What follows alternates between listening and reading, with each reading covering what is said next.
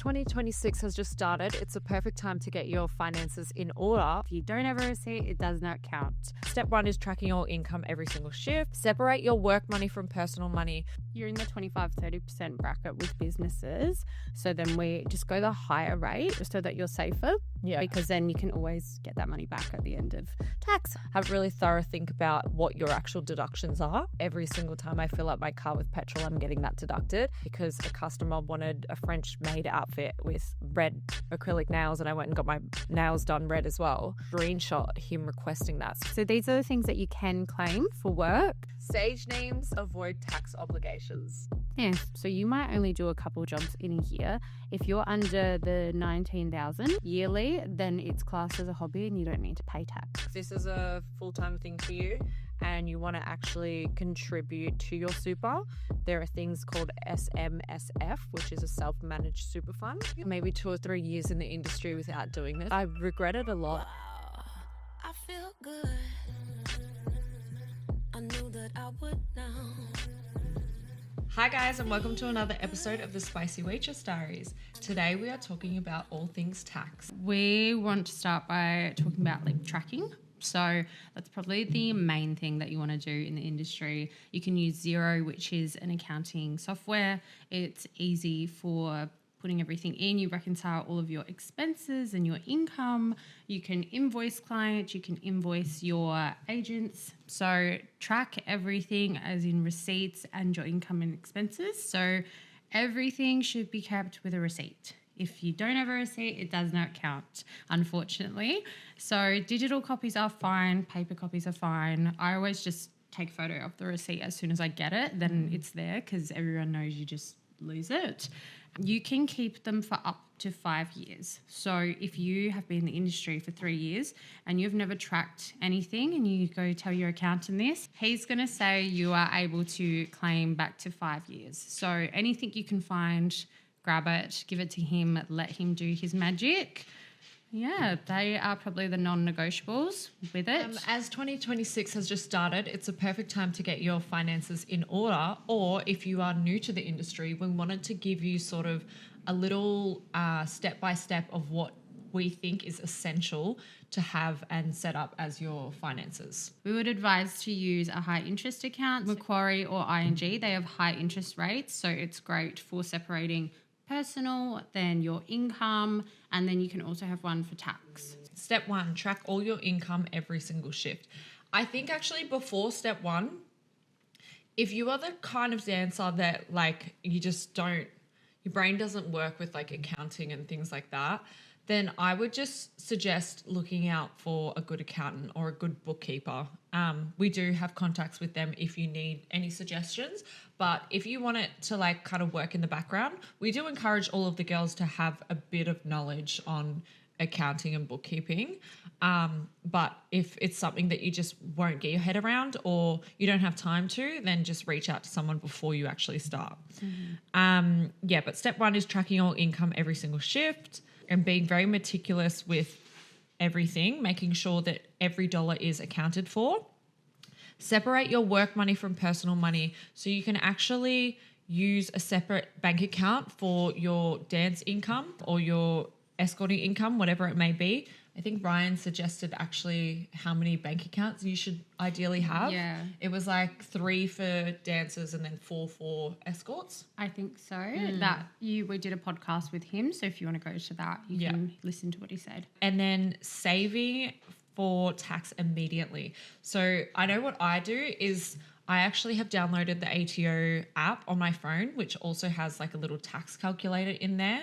And because my income changes every single week, it's kind of hard for me to figure that out, what my tax bracket would be. So I can go into there and then I can just enter the amount that I paid and then it will give you it'll actually calculate how much money that you are going to pay for tax that week. And I always pay maybe 100 above just to be safe.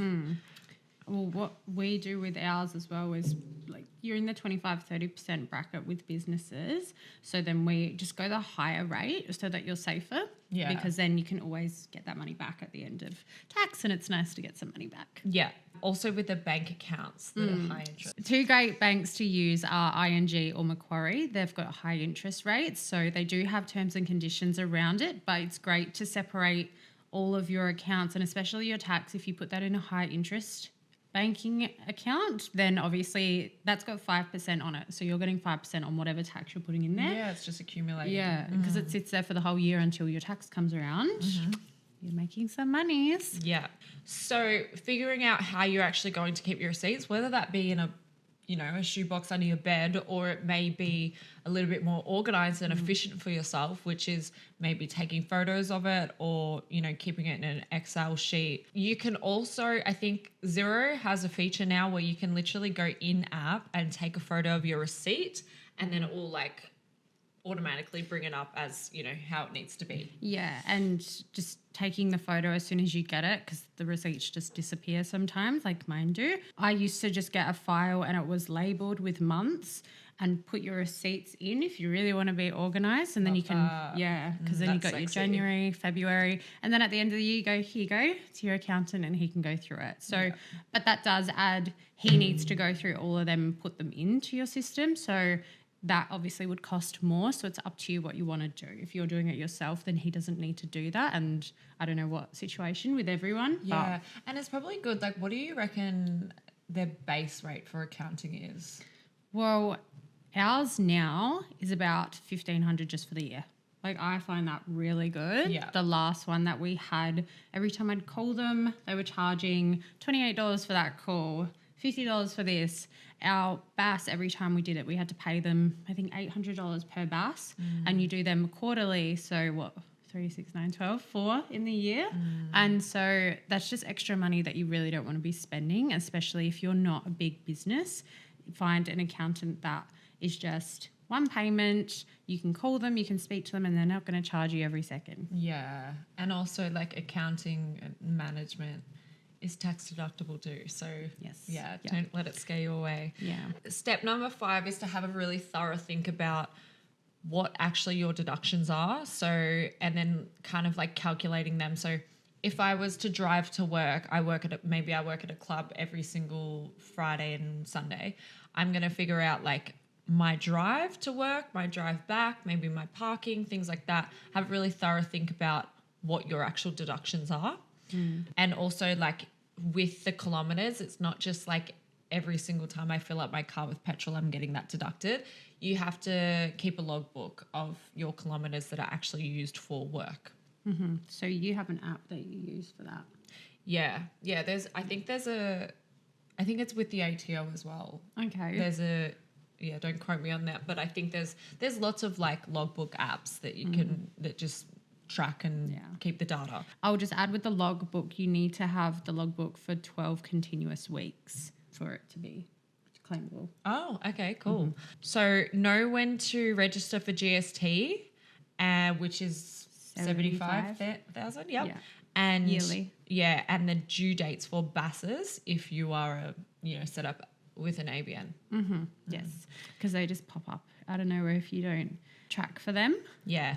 The last thing to actually think about, it's not really a step, but I think I went like maybe 2 or 3 years in the industry without doing this, and I regret it a lot, but it goes back to bookkeeping, actually putting a date and where I was that night to earn the amount, and then obviously the amount I earned. I think this is great also just for like looking at things seasonally as well, like being like, in summer I made this much, or, it was really busy in this period. And then you can kind of smooth out your income for slow season as well. Yeah, because it is so up and down. To watch the years and see when you are making the most, you can save enough so that when it comes around to the slow season, you actually have money. And as an agent, you can come and ask me for an invoice. You can ask me to give confirmation on jobs that you've done, just so the ATO has clarification on where that money came from. It's really good. You should be tracking. You're putting your money into your bank, and you should be showing how you're making that money. So invoices for the job, booking confirmation, email confirmation. If you do shoots and you get hair, nails, makeup done for that shoot, you can ask us for a confirmation on that shoot to say that you came and did that for us and how many hours. And if it was paid, then you got money for it. So remembering that anything you do for work is claimable. So yeah, and I think what we've learned from our accountant, like the rule of thumb is if you are very good at your like record keeping with maybe requests from clients or requests from agents, then, you know, you'll save your own ass in the long run. So that looks like if I bought this French maid outfit because a customer wanted a French maid outfit with red acrylic nails and I went and got my nails done red as well, you would screenshot him requesting that. So the messages or whatever it may be, him requesting that, you'd keep screenshots and keep it where you keep your, you know, receipts and stuff. And I know this industry can be a lot of cash and you're probably like, why would I track everything? Because if you want a life at the end of this industry and you don't want to get 10 years down the track and you're like, oh, I'm done working, and you go, I've got all this cash, you can't buy a house, you can't buy anything that you want really. It's all like it's cash at the end of the day doesn't get you far. Yeah, you look broke in the eyes of like yes, the banks and the ATO. Like you're apparently not earning any income for that many years, which is a red flag. Yeah, and you can't just go, oh, I've got all this cash, let me put it in the bank now that you've said that, because then they go, where did you get all this from? Yeah. So you really should be tracking and just speak with your accountants on this. We need to say that we are not financial advisors. This is all just what we do, what we have researched, but do your own research, speak to finance people, accountants, bookkeepers, get all your correct information. Yeah. All right, so these are the things that you can claim for work. So travel for work, car expenses with a proper logbook app, like we've said, fuel, rego insurance, business percent only. So you're not going to be driving your car all the time for work. So you would just take a percentage of it. Ubers and taxis, 2 jobs. Work clothing, costumes, lingerie worn for work, outfits. So if you wouldn't wear it to the shops or anything, like your pleasers and everything, you can claim them. But if you would wear it, like you can't just claim everyday clothing. Laundry, washing work clothes only. If you have to get stuff dry cleaned because it's a costume, take that. Hair and makeup specific to a job or a shoot. Stage and performance makeup. Props and equipment, heels used for work, accessories, costumes. So dildos for shows, you can claim them. Phone and internet, so the business proportion only. This is our work phone, so everything we do for work with this phone is claimable. That's like so much easier to have a work phone, especially if you're an escort. Definitely. Keep it separate because then you're just not muddled up with everything. Internet as well, so at home, like what internet you use for booking jobs. Like I'm on here 24/7, so the amount that I can claim is quite high. Your home office is the same thing. So right now we're in this space. So the accountant would section off part of your rent so that this area and your home office and the internet used for that is spread out correctly for your business use. Then advertising and makeup, photo shoots, website, social media and ads, training, pole, dance, performance training. So when we do training days, your petrol to our training days, if you're paid for any of that stuff. Professional fees, accountant, bookkeeping, legal fees, industry coaching, insurance, public liability, then agency and platform fees, booking fees and payment processing fees. So again, invoicing me if you have comms, keeping track of it, anything that is an expense. Something I do want to say as well with workers, like it said, legal fees. If you are a sex worker and you have had something happen on a job and it's an incident that you have trauma from and you have seen a psychologist, you've seen therapists, you've been to doctors for STI checks, that's all claimable, and any medication you need from that. It has to be work related, but you can claim all of that. You just have to go through the process of where the job was. You don't actually need to give all the details about what was happening. So if, like, say, for example, a client didn't wear his condom and that is sexual assault, you can claim for all of those things and going to the GP because you've caught something. Then we'll jump into the no's. That's all the yeses. Okay, so these are the things that we can't unfortunately claim. Cosmetic surgery, boob jobs, Botox, fillers, BBLs. I know. Try. Everyday grooming, so regular hair and nails and things like that. Normal clothes, as Tia mentioned before, if you wouldn't wear it to the shops, then you can claim it. But if you would, then it's not claimable. Gym membership, alcohol, drinks before or after work, you actually can't claim. You can claim it if the client asks you to bring drinks for the job because they don't have any. Yeah. Meals, day-to-day food, takeaway between jobs, home, work, travel, unless home is a registered place of business, fines, parking tickets, speeding fines, personal subscriptions like Netflix, Spotify, beauty boxes. What about if it's specifically for sex work? What if I'm learning of some how to build a sex room on such an epic. Yeah. They're on Netflix says how to build a sex room. That's Surely, yeah. So question that one. Yeah. But if you use Keep your records. Yeah. Yeah. I think when it did go, when I said the yeses, like learning material, definitely bring that up to your accountant and just be like, I learn how to hustle, how psychology of men, how to build a sex room, how to have sex. Yeah. And Learning even all that. podcasts as well. I mean, you could claim like your streaming service for the podcast to watch us. Mm-hmm. Okay, so we're going to do some like typical tax myth or fact. Gifts from clients are usually taxable, fact or myth? Myth. Yeah. Even I when can't see it, guys. Even when money or items are labelled as a gift, if they are connected to services, companionship, or ongoing arrangements, tax authorities typically treat them as income, not genuine gifts. So if you're seeing a sugar daddy or something and it's income and then they turn into a partner and they're still giving you things, that's no longer... You clocked it, babe. Mm-hmm. Stage names avoid tax obligations. Myth. I wish. How good. How good. That wasn't me, that was Patricia. Using an alias does not change the legal tax responsibility.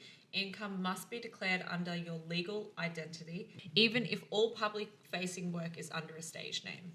Fact or myth, sex workers must register for GST. Yes. Yeah, true. Very true. Yeah. If your income exceeds the 75,000 in Australia, you must register for GST, charge GST services where applicable, lodge business activity statements. So as everything is moving more into card, and if you are earning over that amount, we're going to have to start charging GST on lap dances, extensions. If someone's transferring you that money, we need to charge it. And unfortunately, I think we're going to have to get to a point where comms have GST. That's just the world we're moving into, unfortunately. And at the end of the day, like we've said, it's a business. It needs to be treated like a business. You need to be able to collect that GST from the client to then give us. Yeah. So that would be like 150 is a lap dance. So 165 is what you'd actually Yes. charge the customer. Yeah, so I think... But like, period. If he wants to not pay cash and he wants to do Yeah. a transfer. Because imagine you've just done 10 dances in a row. What is that? $150 that you have to pay extra Yeah. in GST. It's a whole nother dance that you've just done for free. Yeah. So we don't do shit for free. Yeah. It's safer to never deposit cash. Fact No. or myth? Myth. Myth, yes. Avoiding banks can raise more red flags. Mm-hmm. Large cash activity or inconsistent income patterns can also attract attention. You would know. Yeah. And like Ryan said on our last podcast, the ATO actually just has a certain number of audits that they need to do in a year. Mm-hmm. So you might have the cleanest slate, or you might be dodging the ATO, and they still have a certain... It's like when a police, like, they have a certain amount of arrests or... Like a quota they have to hit. Yes. I owe a huge tax bill no matter what. No. Myth. Yeah, myth. Myth. Good accounting usually reduces tax drastically. With correct inductions, income averaging, and planning, many strippers owe far less, many dancers owe far less than what they expect. Mm-hmm. And you can pay your tax bill off as payment plan if you're applicable for it. And as well, anyone, I know lots of girls do this as a side job. It's not your main job. So you might only do a couple jobs in a year. If you're under the 19,000, I think, yearly, then it's classed as a hobby and you don't need to pay tax. Another thing that you do need to think about being a ABN holder or working for yourself is also your super. So if this is a full-time thing for you and you want to actually contribute to your super, there are things called SMSF, which is a self-managed super fund. And either someone can do this for you, like another, if you outsource, or you can do it yourself. So that's worth a little Google. And you can also claim deductions for voluntary contributions. Yeah. I think another thing on the super as well, like we've said about the high interest, even if you create a super account in that and it's high interest and you just put aside a certain amount of your pay like you would into your super, and then that's just accumulating again. So then you have interest on your super, because I think we actually pay with the super. Like they charge money for holding it for us. So if you do it yourself, make sure you're getting more money. It is hard doing it yourself though. But if you're, I think Makes it my was, brain frizzle. yeah, I think if you work out a percentage, there's like a rule of thumb, which is like for what you need, you put this much away. For what you want, you put this much away, and then your tax and your super. Just work out your amount of money. Even if you go onto zero, and there's like, if you go onto Excel and you do a data sheet of what you spend in the year, your income in the year, and you can work out the amount that is good for you to save based on your income, and then just start putting that away. I would suggest anyone to go through that and make sure that you can see your income and your expenses very clearly for the year, like your rent and your car and everything, so that you can say, this is how much I can put away. Okay, so everyone knows that I think it's like under 10 grand. If you deposit under 10 grand, it doesn't get flagged, but above 10 grand, it does get flagged. So we just have another little point here. Banks report suspicious cash activity to authorities. Is that true? I don't know. Yeah, true. Yeah, larger frequent cash deposits can trigger automatic reporting by banks. This applies regardless of occupation, but disproportionately affects cash-heavy industries like sex work. So we've actually applied for different business banks and been rejected because our agency is closely tied to money laundering. Yeah. I know I was rejected from some loan finance people because the industry was tightly wound up with a lot of cash, so they don't trust you. Yeah, that's really shit though. I haven't had that with my car, so it was really bizarre to hear. Some. Yeah, I did get finance with someone else, but it was like some people. Yeah, check your places because people will come back with that. I know as well, some banks, because they see, I think it's specifically online stuff. So if you're taking income online, the banks don't want to do it because it's easy for guys to say that it's a scam and get their money back. So then the banks aren't making any income off of it. So it just causes them more hassle. So just be aware that some banks are not going to like this. Unfortunately, our industry just cops it quite a lot with all of this. So yeah, just do your research is what we can say. This is where we're going to end the podcast. So if you guys have any questions for us and want to go back through our other podcasts as well with Ryan, and then we did one with Her Books. So Her Books is a bookkeeping and Ryan is our accountant. So do your own research, ask any questions. Our inboxes are open and we'll see you on the next podcast. Make sure you like, follow and subscribe. Bye. Mwah.